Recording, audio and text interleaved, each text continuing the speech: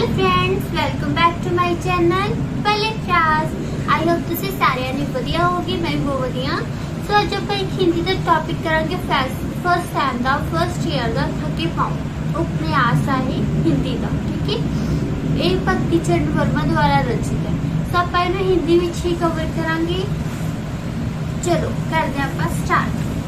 भक्ति चरण वर्मा कौन थे, उनका जन्म कब हुआ, उनके पिता का नाम क्या था, ये हम अब इंट्रो में लिखेंगे।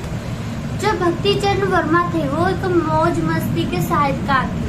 जो उन्होंने रचनाएं लिखी है अब तक वो मौज मस्ती से रिलेटेड लिखी है। ठीक है, उनका स्वभाव क्या था, एक मौज मस्ती वाले था। वो हमेशा हंसते मुस्कुराते रहते थे। ठीक है, उनका जन्म 30 अगस्त 1903 ईस्वी में उत्तर प्रदेश सैफीपुर गांव में श्री देवी चरण के वर्मा के नाम के घर में हुआ। उनके पिता का नाम क्या था, देवी चरण वर्मा। ठीक है, उनके घर में हुआ। उनके पिताजी पेशे से वकील थे। ठीक है, जब वह 5 वर्ष के हुए तब उनके पिता का देहांत हो गया था। कब हुआ था, 5 अक्टूबर सन 1981 में उनका देहांत हो गया था। ठीक है, श्री वर्मा ने बड़े होकर किया है 1928 ईस्वी में विश्वविद्यालय में से BA LLB की परीक्षा पास कर ली थी और अपनी उन्होंने वकालत क्या थी, स्टार्ट कर दी थी। बाद में उन्होंने क्या है, वकालत छोड़ दी थी और 1950 में ऑल इंडिया रेडियो मुंबई की सेवा में नियुक्त हो गए थे। 7 वर्ष वहां पर उन्होंने काम किया। उसके बाद उनको त्याग पत्र दे दिया गया। फिर वह क्या है, वह एक साहित्यकार बने। उन्होंने साहित्य की सेवा में जुट गए। ठीक है, उन्होंने स्वतंत्र लेखक के जीवन में अपना जीवन लिखा। ओके, इनकी जो काव्य है वो क्या है, प्रेम संगीत, मानव एक दिन, मानव रंगों से मोह, आधुनिक कवि, मेरी कविताएं। उपन्यास कौन से हैं, भले बिस्तरे चित्र, टेढ़े मेढ़े रास्ते, आखिरी दाव, अपने खिलौने, वह फिर नहीं आई, थकी पाँव, ये सभी थे उनके उपन्यास। ओके, ये थे इसकी इंट्रो। अब ये जो विशेषताएं हैं ये खुद कर लेना, ये इतनी डिफिकल्ट नहीं है। ठीक है, और उपन्यास का अब हम साल स्टार्ट करते हैं। ये प्रेजेंट एंड पास्ट की जो है स्टोरी है। ठीक है, श्री भक्ति चरण वर्मा जी का थके पाँव जो शीर्षक है, उपन्यास है। ठीक है, वो 1963 में पहली बार प्रकाशित हुआ। 1963 में ये पहली बार प्रकाशित हुआ था। ठीक है, इसमें क्या है, इस उपन्यास में लेखक ने मध्य वर्ग के जो परिवार है उनके बारे में बताया है, उनके जीवन काल के बारे में बताया है। ठीक है, जीवन से संबंधित जो हमारे मध्य वर्ग के जीवन से संबंधित कठिनाई आते हैं। ठीक है, कठिनाइयाँ आती हैं, मीन्स प्रॉब्लम्स आती हैं। ठीक है, परेशानियाँ आती हैं, कैसे उनको प्रॉब्लम्स फेस करनी पड़ती है, ये सब इसमें बताया गया है। किसके थ्रू, केशव के थ्रू। केशव इस उपन्यास का क्या है, मेन कैरेक्टर है। ओके, सो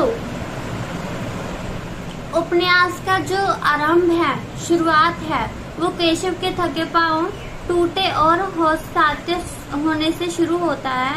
केशव एक 50 वर्ष का हो गया है, बूढ़ा लगने लग गया है, उसके चेहरे पर झुर्रियां पड़ गई हैं, सिर के जो बाल है आधे सफेद हो गए हैं। अब जो प्रेजेंट सिचुएशन है वो है उसकी। ठीक है, भी वो 50 वर्ष का हो गया है। अब हम उसके फ्लैशबैक में जाते हैं, जो उसका पास्ट था, ये प्रेजेंट था, वो उसके पास्ट में जाते हैं। केशव के पिता जो थे रामचंद्र, किसी प्राइवेट कंपनी में 50 वर्ष रुपए मानसिक वेतन लेते एक क्या थे, क्लर्क थे। उनके 4 बच्चे थे। केशव उनसे सबसे बड़ा था। पिता ने मैट्रिक पास करते ही केशव का क्या था, विवाह कर दिया था। उसकी पत्नी माधुरी देवी समान स्त्री थी। उन्होंने उसने आते ही घर का सारा कामकाज क्या था कुशलता से संभाल लिया था। केशव ने बीए 3rd डिवीजन से पास की तो घर में खुशियां मनाई थी। क्लर्क बनने के लिए परिवार का एक और सदस्य तैयार हो गया था। केशव को अपने भाई रमेश और सुरेश और बहन सुधा की पढ़ाई चालू करने के लिए नौकरी के लिए दर दर धोखरे खानी पड़ी और जिस दिन उसे नौकरी मिली तो उसे यह शुभ समाचार मिला कि वह बाप बनने वाला है। यह है केशव का जो पास्ट है, ठीक है। जब वो जवान हुआ करता था, उसका विवाह हुआ, उस दौर से शुरू करते हैं, ठीक है। कब तक? जब वो अब 50 साल वाली हालत तक, ठीक है। केशव की बहन सुधा का विवाह 4000 दहेज की रकम देने की शर्त पर तय हो गया था और दोनों बाप बेटा उसके विवाह के लिए धन जुटाने लग गए थे। केशव को लगा था कि उसकी शिक्षा केवल इसलिए हुई थी कि वह नौकरी करे, बैल की भांति गृहस्थी की गाड़ी ढोए। एक क्लर्क के घर में उसने जन्म लिया था। उसके भाग्य में भी क्लर्क की वर्दी थी। जैसे तैसे करके केशव ने किया है, बहन सुधा को विवाह हो गया। विवाह के कारण पिता पर काफी कर्ज भी बढ़ गया था।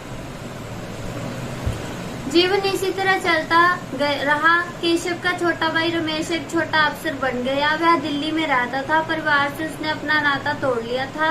उससे छोटा भाई सुरेश क्लर्क बनना नहीं चाहता था, इसलिए बीए करने के बाद वह घर छोड़कर चला गया था। माता पिता की मृत्यु के बाद गृहस्थी की बहुत सारी किस पर आ गई?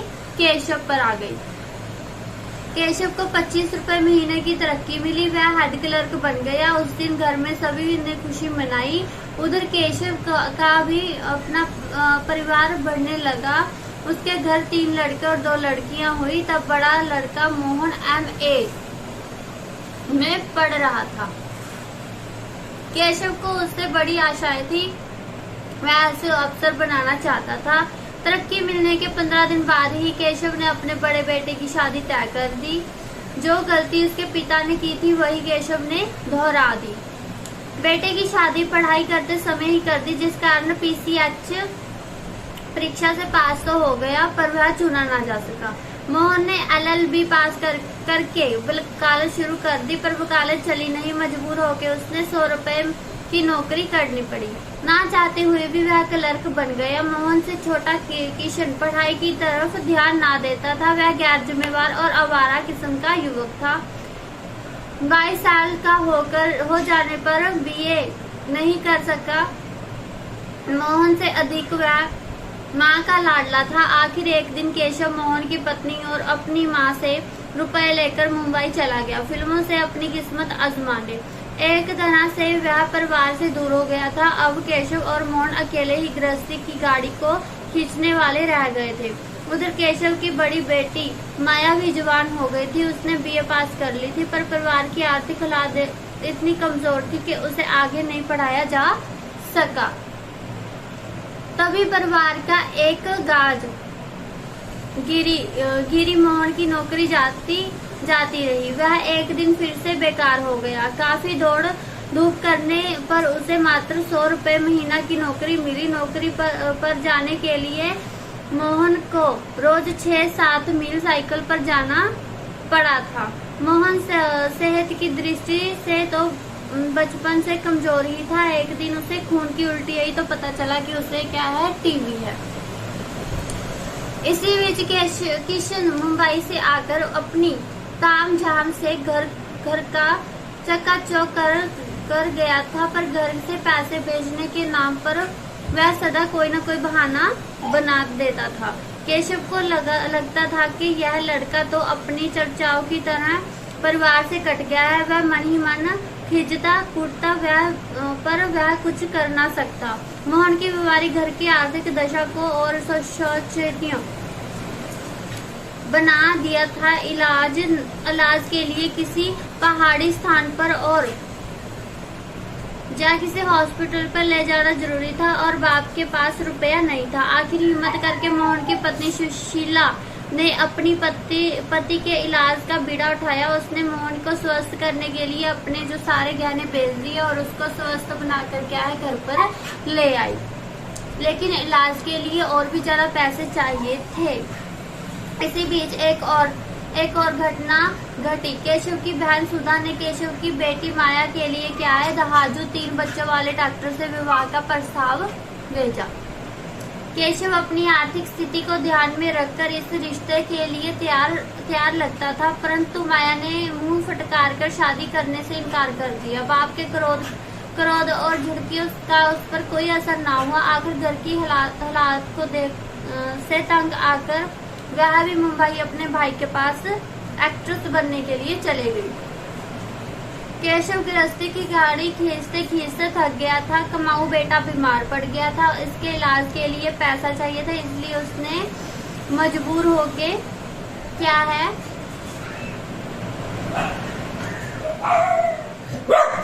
किसी से रिश्वत ले ली। लेकिन उसे अपने जो बॉस थे उनको बताना पड़ा, जिस कारण इसका पश्चाताप करने के लिए क्या है उन्होंने इससे रिजाइन मांग लिया कि आप अपनी नौकरी से रिजाइन कर लीजिए। ठीक है, तो उसने रिजाइन दे दिया और उसके बाद में जो उसकी बेटी और जो उसका बेटा गया हुआ था हीरो हीरोइन बनने, वो 1500 रुपया उन्होंने भेजा। उसमें से 1000 रुपया उसने क्या है अनाथालय में देने के लिए विचार बना लिया और दे दिए। ठीक है, इससे उसे ऐसा लगा कि मेरा पश्चाताप पूरा हो गया। जो 500 रुपया था उसने उससे घर चलाया।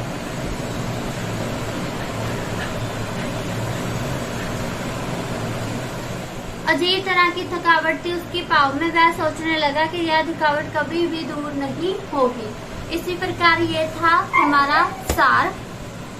इसमें एक मिडिल क्लास फैमिली की जो प्रॉब्लम्स हैं, ठीक है, वो सभी इसमें आ गई हैं कि कैसे बच्चे उन्होंने इतने दुख परिस्थिति में पढ़ाए, उनको कुछ बनाया, उनका उसने घर कैसे चलाया। मेन कैरेक्टर है इसमें केशव, ठीक है, और उसकी पत्नी। आगे हम इसके उद्देश्य और कैरेक्टर्स करेंगे। आई होप आपको ये सारी कहानी समझ आ गई होगी। बहुत इंटरेस्टिंग थी, बहुत इजी थी। ओके, मेरे चैनल को लाइक शेयर कमेंट जरूर कर देना। Thank you.